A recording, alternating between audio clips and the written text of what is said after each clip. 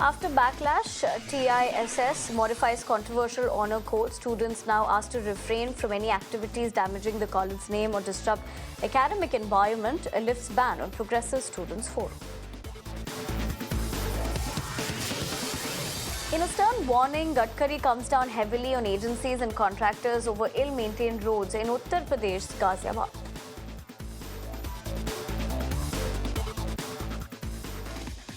Supreme Court holds a Bulldozer justice till October 1st, while citing no demolition of properties belonging to accused will take place without the permission of the top court.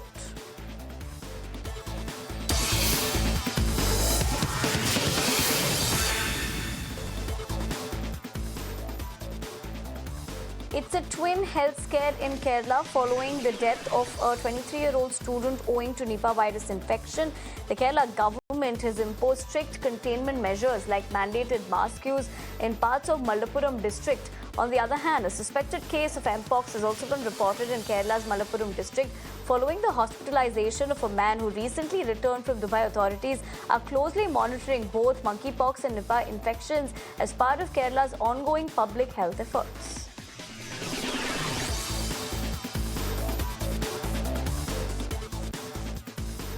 Instagram unveiled a sweeping overhaul to tighten privacy and limit social media's intrusive effects for users who are younger than 18 as the app faces intensifying pressure over children's safety online.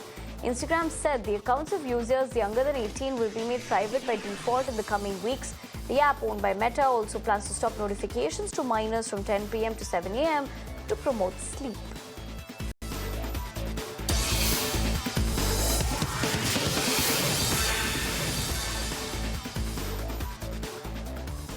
Hundreds of handheld pagers exploded simultaneously across Lebanon and parts of Syria, killing at least 8 people.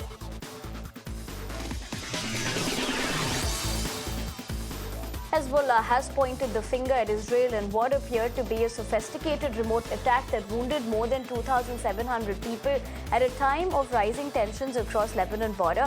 However, the Israeli military has declined to comment.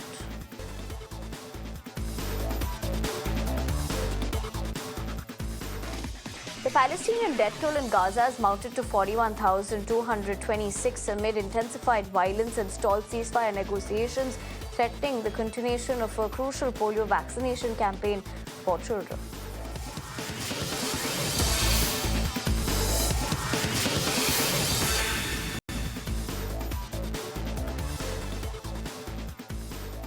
The head of the United Nations Agency for Palestinians met with Lebanese officials as the agency struggles with constant calls for its dismantling. UNRWA's Commissioner General Philippe spoke about Beirut after a meeting with Lebanon's Speaker of Parliament. Meanwhile, dozens of people protested in front of the UNRWA headquarters in Lebanon against the visit.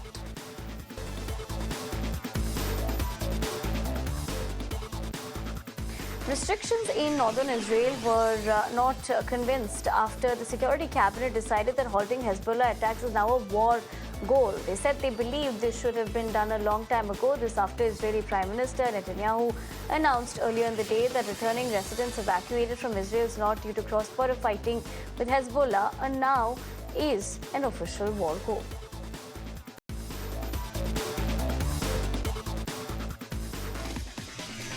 A spokesperson for Ukraine's foreign ministry denied any government or military links to the suspect in Sunday's apparent assassination attempt on former US President Donald Trump. The man suspected in the incident, Ryan Weasley Rout, camped outside the golf course in West Palm Beach with food, and a rifle for nearly 12 hours.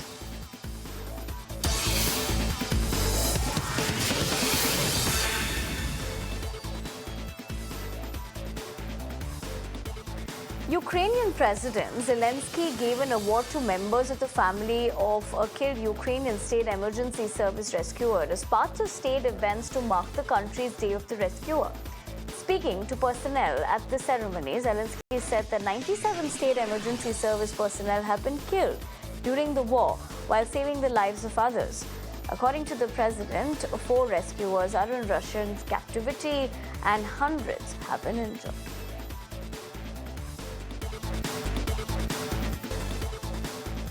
Russia reported that its forces had attacked several Ukrainian targets and shut down a warplane in the past 24 hours, while Ukraine claimed that its army had repelled Russian offensives in different directions.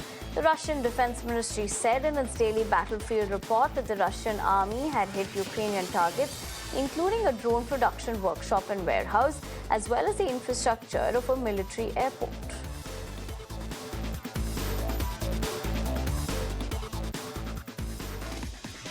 Doctors Without Borders said it has closed its operations in Russia after 32 years, citing a Justice Ministry letter that said the medical aid group had been removed from a register of foreign non-governmental organizations. The aid group said it would retain its branch office in Moscow, but operations run by its Dutch affiliate have stopped.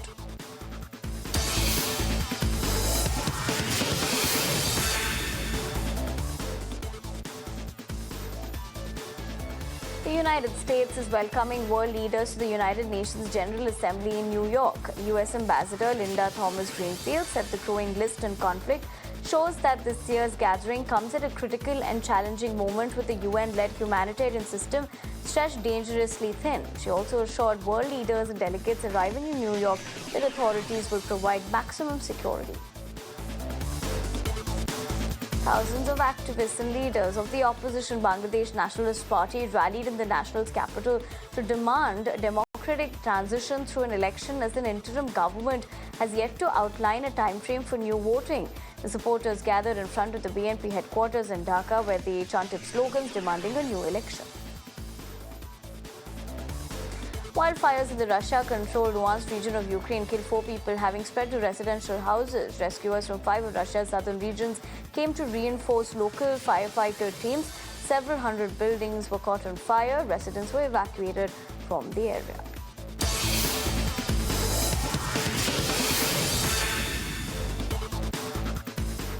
Firefighters distributed food and water supplies in the Czech Republic town of Bohumín to people who refused to leave their houses or returned after floods that affected the area. Exceptionally heavy rainfall has been pounding Central Europe and has prompted deadly flooding in the region, with 4 new deaths reported in Poland, 3 in Czech Republic and 1 in Romania. Egyptian Foreign Minister welcomes Hungarian Foreign Minister to Cairo to discuss bilateral relations and developments in the Middle East. In fact, the Egyptian Foreign Minister said there was an urgent need to reach a ceasefire and hostage release deal.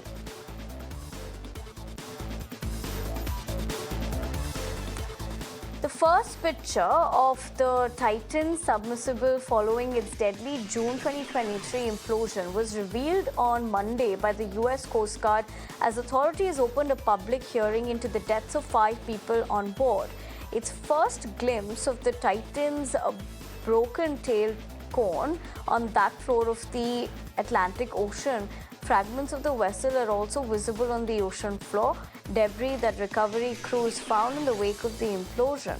The accident's victims were killed when intense ocean pressure caused the Titan to collapse on itself off the coast of Newfoundland in Canada.